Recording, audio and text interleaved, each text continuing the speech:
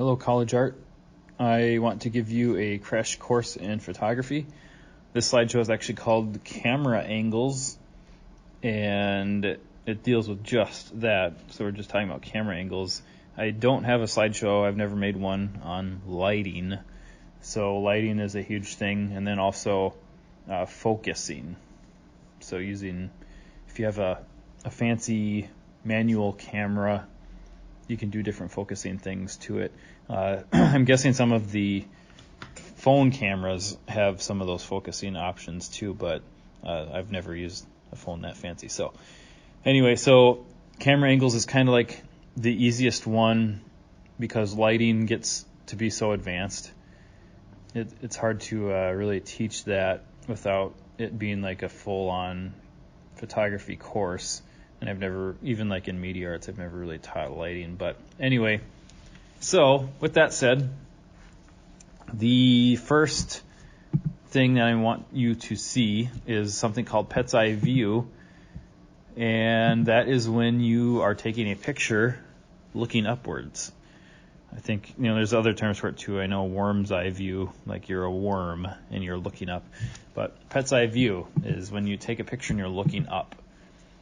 Typically in photography, you're usually taking a medium view, like as if you're a human, because that's what you are. And usually if you're seated or if you're standing, because that's typically what humans are doing. Humans aren't typically like laying on the ground and looking up, like these examples here. So Pet's Eye View is a different way of taking a photo. You can take a photo of something common like buildings or a basketball hoop, and you can have just like an interesting new take on a basketball hoop, because I guess the stereotypical picture of it wouldn't be from this angle. Same with the dog, you wouldn't necessarily always take an angle of a dog's nose from the ground.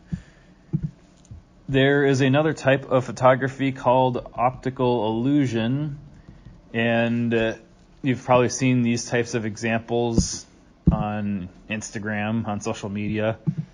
People like to post these types of things, because it's cute and gets likes and all that. So I don't really have to explain this one. Probably fairly familiar with it. Anytime that you can set up the camera in a way that it creates some sort of optical illusion. All right. Then there is bird's eye view, which is the opposite of Pet's Eye View. This is where you're looking down at something. So bird's eye view, when you're looking down.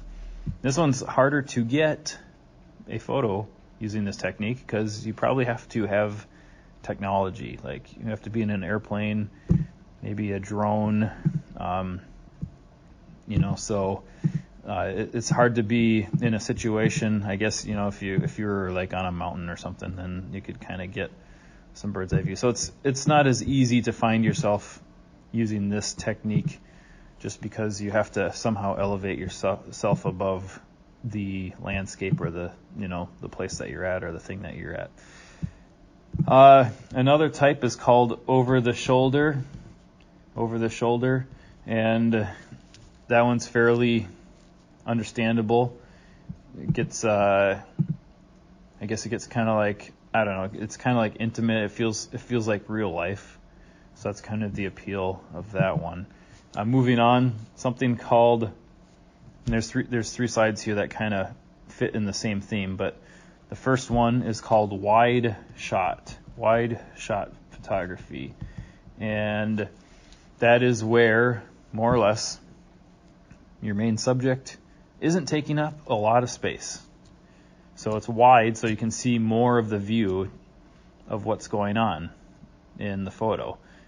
This is Vin Diesel. I don't even know which movie this is. I can't remember the name of that movie, but one of the ones in that one series. So it's a wide shot, and that's a pretty popular one, especially in cinema. There's another wide shot, Johnny Depp.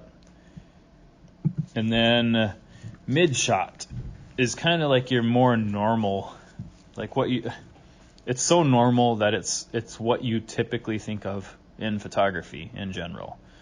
So if you're taking a picture of someone in a room or something, this is what you typically think of. So anytime you take a picture of, I don't know, your family at Christmas, or yourself, you and your friends, whatever, you're on vacation. Like a mid shot would be your typical zoom. You probably can't see the whole body like you can in a wide shot. You can probably only see part of the body. And then close up, that's zooming right up on the face, and it makes for an intense emotion. This is Clint Eastwood, and you can see into his eyes, and he's got kind of the grizzled, Western movie thing going on. And another close-up is from The Shining. Guy's going crazy, trying to hunt down his family at this point in the movie, so gets that intense emotion going. You can also have close-up photography in nature.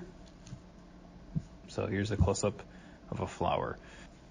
Close-ups, mid-angles, and wide angles can apply to anything, not just people.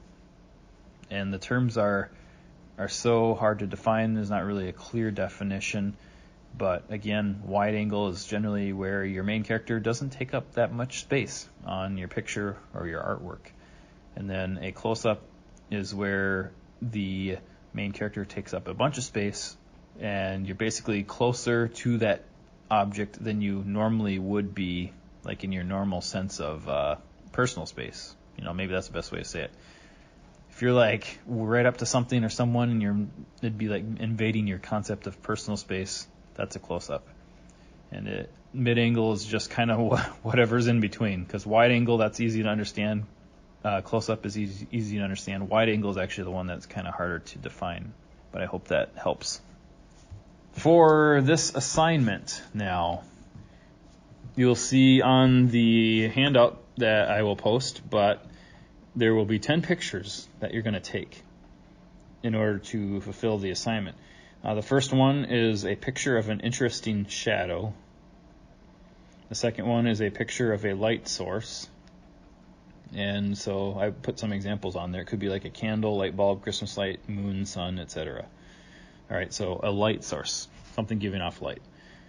The third one is everyone's favorite. Everyone loves the self-portrait. I'm sorry, but you're going to have to take a selfie or figure out a way to get a self-portrait. There's artistic ways to do it. You could set your camera up like with the 10-second timer or whatever and go, 8-10 feet away, sit in a chair, like a side view of you reading a book. You don't have to do like a vain, dorky selfie that, I don't know. I mean, I'm sure you guys have all done selfies before, so you shouldn't complain too much. But it can be more original than the what you'd think of as something that you'd post on Instagram or whatever. So a selfie, number 3. Number 4 is a building, and that's so vague that it could be anything. So sometimes I don't like to explain these things too much because I don't want to give you an idea that is tacky. I'd kind of like you to come up with your own idea, but an interesting building, that'd be cool. Number 5, something interesting with glass. So glass is a fun thing to take photographs of. So there's some examples on the sheet. So read that. Number 6, a picture of many things. And the example I gave was a pile of Legos. All right. So a picture that has many things. The pet's eye view one is number 7. Number 8 is a little more complicated to understand. I want you to take a picture of a chair. And it'd be nice to have this photograph of a chair, tell some sort of story. So you can use props, add things to the picture, add things to the chair, maybe lighting, maybe where the chair is, the setting.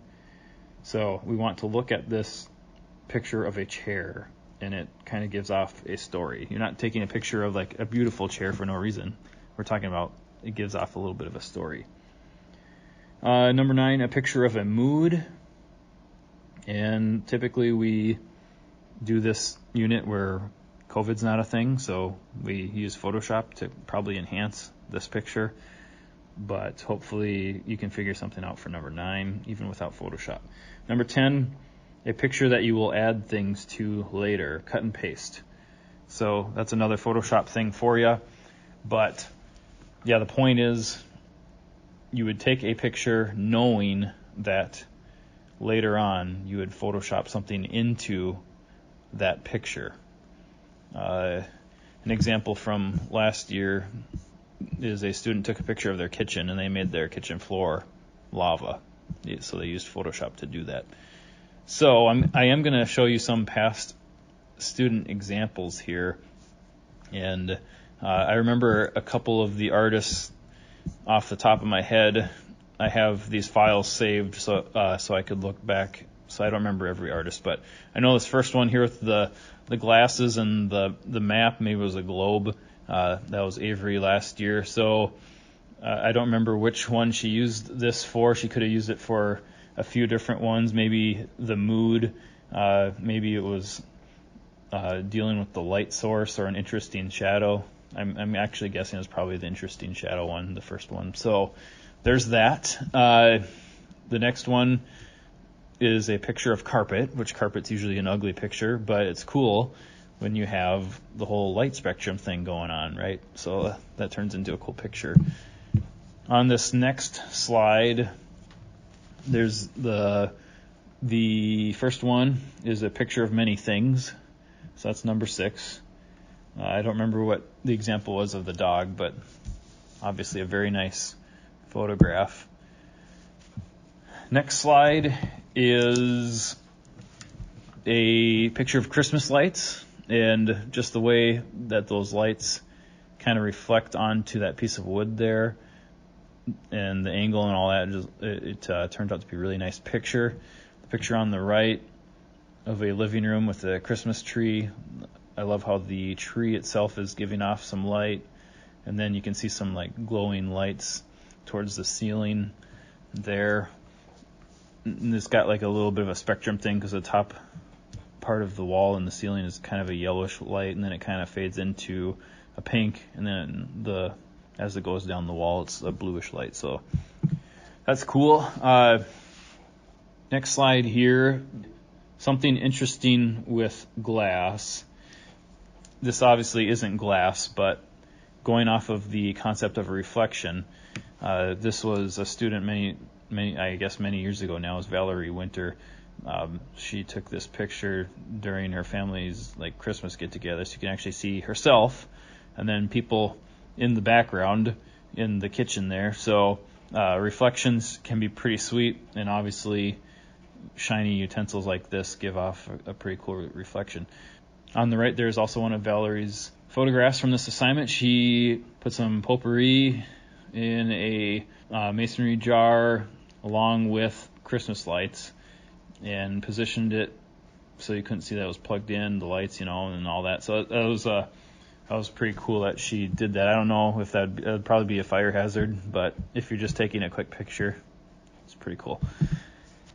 Next one is an example of a picture of many things, all those snow globes and the different Christmas decorations. So there's an example of a picture of many things. And then the next one is the picture of a chair to tell a story. So some chair that was junk, so there it sits in the woods in a snowbank, and that was their version of a chair to tell a story.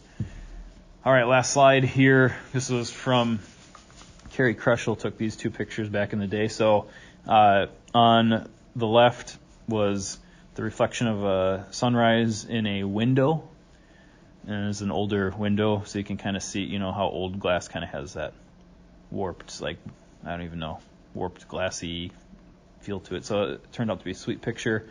And then to the right, a candle, and again with the sunrise. A lot of these pictures went to the art show, Valerie and Carrie especially, and they got awards for the art show those years. So hope that gives you some ideas. And again, this is an assignment that a lot of kids are successful at. They end up enjoying it quite a bit. So email me if you have any questions.